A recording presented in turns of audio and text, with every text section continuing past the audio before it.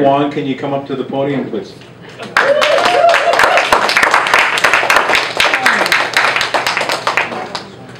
Oh, what a wonderful introduction. Well, it's not every week I get invited to speak in front of a women's club.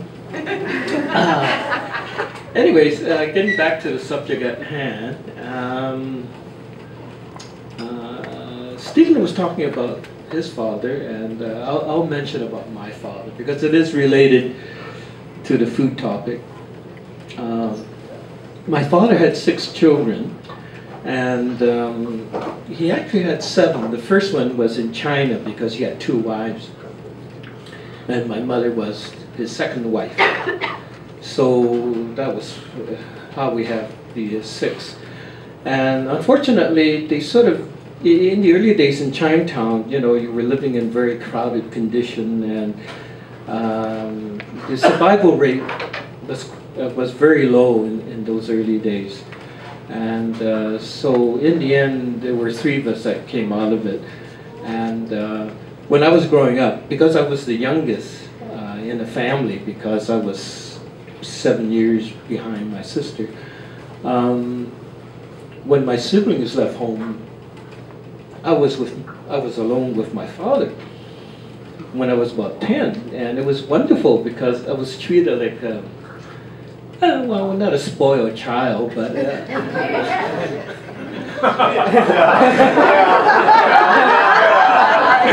well, he was a shirt tailor, let's put it this way, and every week he made a nice new shirt for me, you know, made to measure shirts. I had my choice of color, material, so I mean, didn't every other kid have their shirts made to order? I mean, my gosh. Anyway, the story I like to relate is that I went back to my father's village some 10 years ago, and I was really quite surprised that I came from a long line of cooks. Apparently, in the last few generations on the Wong side, there were men, cooks, chefs.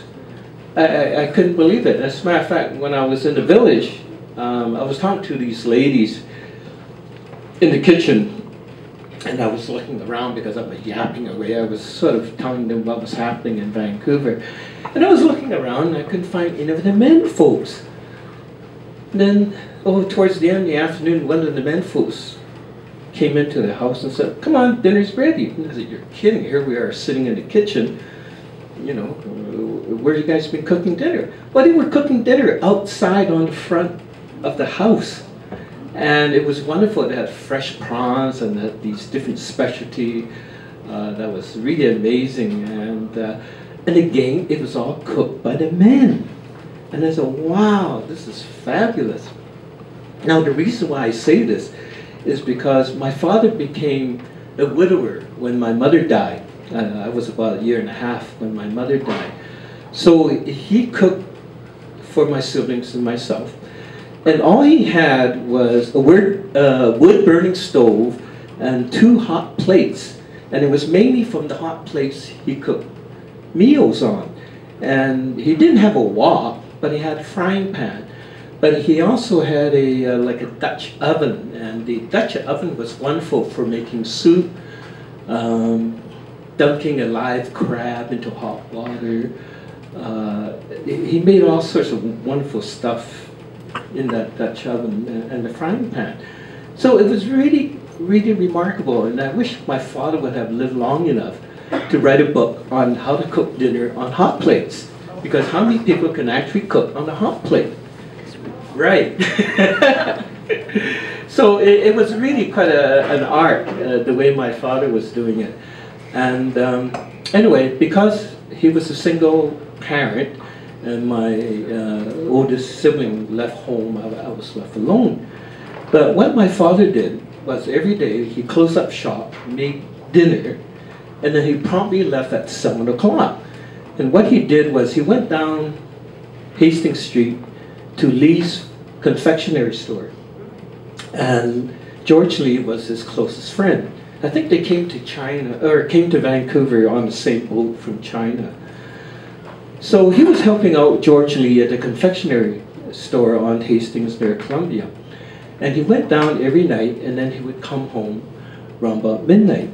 Well, I wasn't completely left at home during the time he was away at the store, because we had a family friend, and his name was FP. We call him FP.